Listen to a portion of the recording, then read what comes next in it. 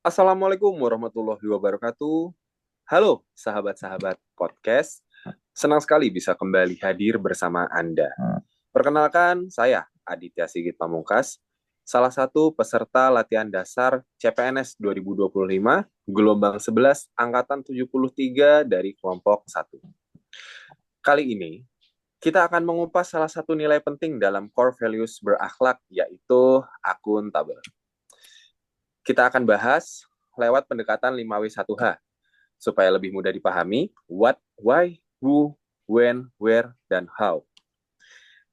Untuk untuk itu, sudah hadir bersama kita di sini tiga narasumber yang luar biasa. Ada narasumber satu, seorang ASN muda yang bertugas di sektor transportasi. Ada juga narasumber dua, akademisi sekaligus praktisi di bidang tata kelola publik. Dan ada narasumber tiga, pegiat masyarakat sipil yang aktif mengawal transparansi layanan transportasi. Coba kita cek dulu dari narasumber satu kita, Mas Fadilah. Baik, Gimana Mas Fadilah? baik. Terima kasih atas Halo. waktunya Bapak Aditya Sigit. Izin memperkenalkan diri, saya Fadila Rahmat Windiarto dari ASN Muda yang bertugas di sektor transportasi. Mungkin sedikit perkenalan dari saya. Terima kasih. Oke, terima kasih Mas Fadilah dari narasumber pertama. Oke, selanjutnya tidak hanya Mas Fadilah, tapi ada juga narasumber dua kita, yaitu Mas Baharudin. Halo Mas Baharudin. Halo Mas, baik senang bisa berbagi di forum ini. Perkenalkan nama saya Baharudin Ahmad Firmansyah. Saya peserta Latsar CPNS. Saya akademisi sekaligus praktisi di bidang tata kelola publik. Sekian dari saya, Mas Adit. Oke, terima kasih Mas Baharudin, luar biasa perkenalannya. Dan yang terakhir tentu narasumber tiga kita nih teman-teman. Perkenalkan Mas Arief Laksono. Silakan Mas Arief Laksono. Halo. Halo Mas, terima kasih Mas Sigit. Baik Mas, saya Arif Laksono, peserta Latsar. Saya sekaligus pegiat masyarakat sipil yang aktif mengawal transportasi. Baik Mas, terima kasih. Oke, luar biasa mantap dari tiga narasumber kita, teman-teman. Mantap sekali. Semoga diskusi ini bisa membawa banyak inspirasi untuk kita semua. Nggak sabar bagaimana? Yuk, kita mulai. Kita mulai dari segmen satu dulu, teman-teman. Apa itu what? Apa sih akuntabel itu? Pertanyaan pertama nih. Sebenarnya makna akuntabilitas dalam konsep berakhlak, khususnya di sektor transportasi dan Kementerian Perhubungan itu gimana sih menurut teman-teman? Mulai dari narasumber dua dulu kali ya, Mas Bahar. Gimana? Silakan Mas Bahar. Boleh, terima kasih waktunya Mas Adit. Kalau menurut saya itu ya, akuntabilitas itu berarti kemampuan mempertanggungjawabkan setiap keputusan, kebijakan maupun tindakan kepada publik. Misalnya nih di Kementerian Perhubungan itu sendiri, mulai dari regulasi, program subsidi transportasi, sampai pembangunan infrastruktur. Semua harus bisa dijelaskan secara terbuka. Itu aja sih Mas Adit, menurut saya sih. Mantap. Baik, Mantap sih jawabannya, Mas. Jadi akuntabilitas itu cuma bukan sekedar program subsidi, tapi juga sampai ke pembangunan infrastruktur, semua harus secara akuntabel dijelaskan dan secara terbuka oleh menuju publik begitu ya Mas Bahar kurang lebih ya. Transparan tentunya Mas Adit. Oke, Secara betul. transparan juga. Transparan kuncinya, teman-teman. Kalau dari narasumber satu kita nih, Mas Fadila, gimana Mas kalau menurut Mas Fadila nih? ya, baik. Terima kasih Mas atas waktunya. Mungkin saya hanya menambahkan sedikit apa yang sudah disampaikan Mas Baharudin ya. Sedikit saya tambahkan, lebih tepatnya kalau di lapangan itu akuntabilitas terlihat saat masyarakat bertanya secara langsung. Itu ya mungkin kembali lagi ke transparan tadi itu ya Mas. Mungkin sedikit saja yang saya bisa tambahkan. Transparan ya Mas, berarti intinya tuh kalau ditanya misal terkait aturan resmi, kita nggak bisa ya jawab cuma sekedar, ya emang gitu adanya. Kayak gitu kan nggak boleh ya Mas ya. Kita juga harus tahu dasar aturannya, sebabnya apa. Jadi masyarakat secara langsung itu teredukasi. Kurang lebih begitu ya Mas Ya, Fadila ya? betul, betul. Oke. Untuk kalau dari pandangannya narasumber tiga kita nih, Mas Arief Laksono, Mas, gimana sih Mas? pendapatnya Mas? Ya, terima kasih Mas. Saya rasa saya setuju Mas. Saya rasa betul tuh Mas. Menurut pandangan dari Mas Bar dan Mas Fadil itu Mas, saya sendiri Mas dari segi masyarakat ya, saya memaknai akuntabilitas itu adalah rasa aman Mas. Jadi kalau pemerintah jelas transparan, kita pastinya percaya Mas. Ya kalau tidak, pasti muncul Mas ketidakpuasan atau rasa curiga itu. Begitu sih dari sisi pandang saya Mas sebagai masyarakat. Mantap-mantap. Ya emang sih kita juga walaupun ASN kita juga termasuk dari komponen masyarakat ya Mas. Kita juga pasti ngerasa kalau ada sesuatu yang tidak transparan, tidak akuntabel, pasti nanti muncul rasa ketidakpuasan dan curiga. Gitu ya Mas ya. Menarik, menarik, menarik. Betul Mas. Ya Jadi betul. teman-teman sekalian, akuntabel bukan hanya soal laporan angka, tapi soal komunikasi dan keterbukaan juga nih. Bahkan hal kecil seperti menjawab pertanyaan penumpang, menjawab pertanyaan konsumen, itu pun bisa jadi cerminan dari akuntabilitas bagaimana kita bekerja. Oke ya. Oke, teman-teman sekalian kita lanjut ke segmen kedua tentang why atau mengapa. Mengapa sih penting untuk kita menjadi akuntabel? Sekarang kita masuk nih ke why. Kenapa akuntabilitas itu begitu penting, terutama di dunia transportasi? Kalau dari pandangannya Mas Bahar nih, narasumber dua kita, gimana tuh Mas? Waktu dan tempat, persilakan Mas. Hmm, kenapa ya? Karena transportasi itu menyangkut keselamatan, Mas. Kalau laporan teknis perawatan kereta, pesawat, ataupun kapal di bidang saya sendiri tentunya ya, Mas ya.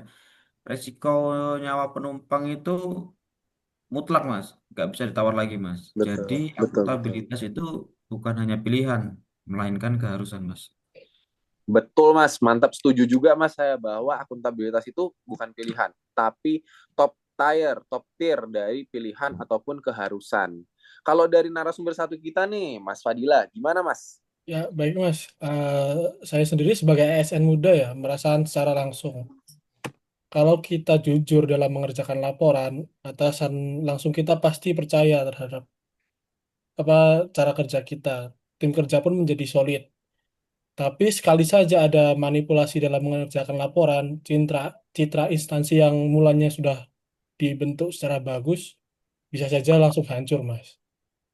Iya Begitu. betul sih Mas, ibarat apa namanya setitik setitik racun tumpah ke belangga tuh satu kesalahan langsung dikenang dan diingat-ingat banget ya Mas Fadila ya. Mas. Betul sekali. Nah, kalau dari narasumber tiga kita nih Mas Arif Laksono, gimana Mas? Menurut Mas Arif nih? Baik Mas. Saya sedikit menambahkan sih Mas. Akuntabilitas juga memastikan kebijakan itu tepat sasaran, Mas. Misal nih, ada program subsidi tiket kapal untuk kapal perintis ya, biasanya untuk di daerah 3T. Nah, kalau tidak akuntabilitasnya terjaga, Mas, atau dilaksanakan akuntabilitas itu, subsidi bisa bocor. Pada akhirnya apa? Tidak ada yang dinikmati oleh masyarakat yang seharusnya masyarakat itu menerima bantuan tersebut, Mas. Subsidi itu. Baik, Mas. Ujung-ujung ujung-ujungnya masyarakat juga yang dirugiin kalau misal kita Nah, tidak akuntabel terhadap kebijakan dan pastinya, sasaran. Mas, Begitu ya, tentunya. Mas Arif ya? Tentunya seperti itu, Mas. Tentunya. Oke, luar biasa sih. Itu teman-teman. Jadi intinya adalah tidak dinikmati oleh masyarakat yang seharusnya menerima. Coba kita tempatkan bahwa diri kita tuh sebagai masyarakat. Pasti rasanya kan ya sakit hati sekali. Makanya akuntabilitas itu penting banget, teman-teman. Jadi akuntabilitas bukan hanya soal administrasi, teman-teman, tapi juga soal menjaga keselamatan, memastikan keadilan, dan menjaga kepercayaan dari masyarakat. Saya rasa ini pondasi yang sangat vital sih. Oke, itu dari segmen kedua kita. Sekarang kita lanjut nih teman-teman, segmen ketiga atau WU. Siapa? Siapa sih? Sekarang pertanyaan WU itu siapa saja yang harus akuntabel? Apakah cuma ASN atau lebih luas lagi daripada itu? Kira-kira siapa ya? Dari Mas Bahar, gimana tuh Mas Bahar? Silakan. Kalau siapa saja orang yang harus akuntabel sih harusnya semua pihak ya, Mas ya. mulai dari Betul. pejabat pembuat kebijakan, ASN pelaksana, dan juga BUMN transportasi seperti KAI, Pelindo, ataupun Angkasa Pura kalau di penerbangan ya Mas ya. Siap, Hingga betul, betul. operator-operator swasta yang melaksanakan angkutan, kalau di saya angkutan pelayaran ya Mas ya, itu agen-agen itu juga harus akuntabel juga untuk mendukung keselamatan dari pengguna jasa ataupun masyarakat sekitar Mas. Itu saja Mas dari saya Mas. Mantap. Betul sih, Mas. Bahkan semua pihak harus terkait, mulai dari ASN, BUMN, bahkan stakeholder, semua juga harus kita libatkan. Begitu ya, Mas Bahar ya? Siap Mas, siap Mas. Korek Mas. Betul. Oke, oke. Oke, next lanjut. Kalau pendapatnya nih dari narasumber satu kita, Mas Ya, Fadila, gimana, Mas? baik Mas. Bahkan menurut saya petugas loket pun juga harus mempunyai sikap akuntabel ya Mas. Karena kalau ada penumpang bertanya misal soal biaya tambahan yang ada di tiketnya, dia pun harus bisa menunjukkan dasar aturannya. Itu sudah bentuk akuntabilitas. Jadi nggak hanya menambahkan biaya-biaya tanpa bisa menjelaskan kepada penumpang, Mas. Mungkin itu, Mas. Iya sih, betul sih. Karena balik lagi kayak tadi pas kita bahas di segmen kedua bahwa ujung-ujungnya masyarakat juga yang akan dirugikan. Apalagi kalau kita nggak bisa menjelaskan dasar aturannya, kayak penaikan harga tiket dan sebagainya. Yang terakhir nih, kalau dari Mas Arief Laksono, dipersilakan Mas, pendapatnya. Terima kasih, Mas. Bahkan masyarakat pun juga harus melaksanakan akuntabilitas, Mas. Misalnya, mematuhi aturan keselamatan atau menggunakan subsidi transportasi sesuai tujuan, lah itu juga adalah bentuk akuntabilitas warga, Mas. Begitu menurut saya, Mas. Oke, luar biasa. Jadi, teman-teman semua, tentang siapa sih yang harus melaksanakan akuntabilitas ini? Jawabannya adalah semua aspek. Karena tanpa uh, saling bahu-membahu dari masyarakat, stakeholder, ataupun perusahaan BUMN, ataupun ASN, itu akan jadi timpang, teman-teman. Tadi udah dijelaskan oleh narasumber 1 sampai 3 bahwa semua aspek juga harus membantu. Jadi jelas ya, akuntabilitas adalah tanggung jawab bersama. Betul ya, mas-mas kalian? Tidak Ya, ada yang bisa cuci tangan. Semua punya peran. Lanjut ke segmen 4. Segmen 4 tentang when and where. Apa tuh? Kapan dan di mana. Jadi sekarang kita bahas when and where. Kapan dan di mana akuntabilitas harus dijalankan sih, mas-mas sekalian? Dari tadi Mas Bahar terus kayaknya yang awali, sekarang saya ganti deh. Dari narasumber satu kita, Mas Fadila, gimana Mas tanggapannya? baik, Mas. Kalau menurut saya, jawabannya setiap saat. Di semua ruang pelayanan, baik di terminal, pelabuhan, bandara, ataupun stasiun. Begitu, Mas. Oke, luar biasa. Jadi semua tempat lah ya. Kalau dari Mas Bahar gimana, Mas? Saya hanya ingin menambahkan dari narasumber pertama sih Mas. Cuma itu Mas, ruang digital juga Mas. Misalnya Ah, bentuk betul, betul, aplikasi betul. subsidi bus perkotaan.